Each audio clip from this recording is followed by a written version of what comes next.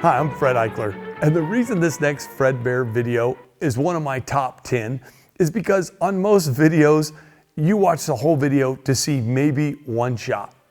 Maybe Fred getting one shot at a grizzly, maybe getting one shot at a polar bear, maybe getting one shot at a moose. But this is about aerials, and Fred Bear was the first person I ever saw shoot aerials. I saw him shooting aerial targets, but I distinctly remember watching Fred back in the day shoot pheasants out of the air, and I thought it was amazing. On a lovely, bright autumn morning, two bow hunting companions walk into a farmyard near Owasso to ask permission for hunting. The landowner, Stiley Ferris, is himself an avid hunter, but expresses his doubt about the effectiveness of these sticks and strings against flying pheasants, for this is the game the bowmen are after. I also love the narration in this video because Fred, they're describing what's going on. 250 years ago, there wasn't a pheasant in North America. They originated in Asia. Julius Caesar introduced them to Britain, where by the 10th century, they were being hunted with crossbows. The first stocking in America occurred in 1881. Fred Bear knocks an arrow in readiness for a quick shot, for if action comes, it will come in a hurry. The arrows used are modified flu-flus, which means they have extra large feathers, but not too heavily spiraled. Fred's shooting a flu-flu arrow, and if you're a history buff, the first written account of a flu-flu arrow was by Maurice Thompson in the Witchery of Archery back in 1878.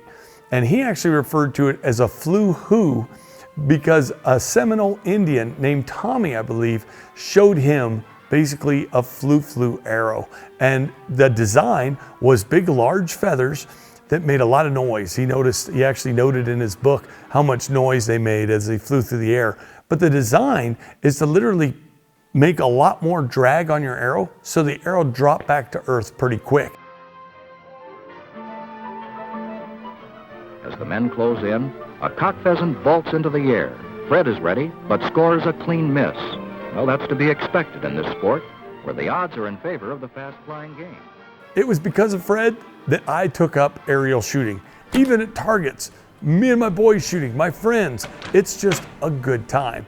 And it's because of Fred that I went out to try and get a pheasant with my bow.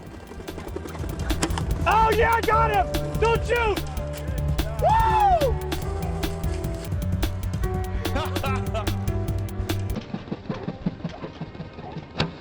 So I know how difficult it is trying to shoot flying birds out of the air.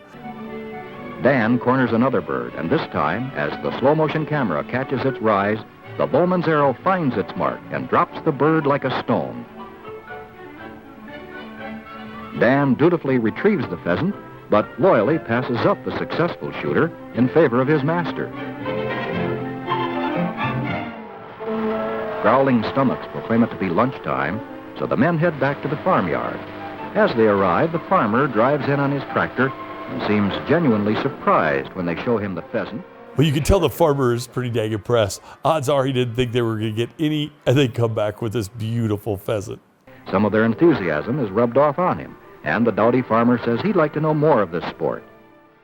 You can tell that this guy's fingers are hurting a little bit because watch his fingers. He looks at his fingers a couple times and holds them down to his pants. So you can tell that shooting without a glove or a tab was hurting just a little bit. It's neat that he's showing this farmer how to shoot, but it's even more fun to me to watch Fred as he's instructing him because you get a feel of Fred's form right here. And then once more gives a demonstration of the entire process of drawing smoothly, pausing at the firm anchor point while the aim is checked, and then simply relaxing the fingers to release before letting him try once more.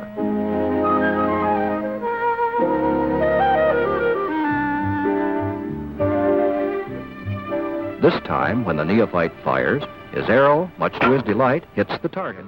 The men take to the fields again with Big Dan out ahead. As they walk along, waiting for Dan to find game, the archers explain to their disciple some of the factors involved in this challenging sport. They mention that although the pheasant is a fast flyer, it's slow on the takeoff. This gives the hunter his chance, because after gaining a little altitude, the bird is almost suspended in air for a moment before it shifts into high gear and forward flight. It takes but a second. All three bowmen get a chance, but the feathered missiles go wide of the tricky feathered target. Another pheasant almost bowls George over in taking to the air from under his feet, and another clean miss is chalked up. Oh well. Finally, as a bird gets up in front of them, Fred times his shot correctly to the rooster's rise and scores a hit. This time, Dan brings the game in to the one who downed it. The archer holds it up briefly to admire the colorful plumage with its many iridescent shadings, while Dan again receives well-earned praise from his master. And so it goes through the afternoon. Birds are found and put up at frequent intervals, and as the slow-motion camera shows, are usually missed. Some shots come extremely close, and a few even clip feathers from the flying targets. But while a released arrow follows a straight line, it is not necessarily the same line that the cackling roosters choose. In flight, the white collar from which they get their nickname of ring neck shows clearly. Female pheasants lack this collar, and in fact, all of the bright coloration of the males. The three hunters work up to another staunch point held by Dan, and Stiley, who is closest to the dog, is to be given the try. He gets a good straightaway shot at the rising bird, and much to everyone's surprise, he scores a hit, and the big pheasant planes to earth. Well, I hope you enjoyed this unique video that addicted a lot of people, or introduced a lot of people at least to what aerial shooting with a bow and arrow is about.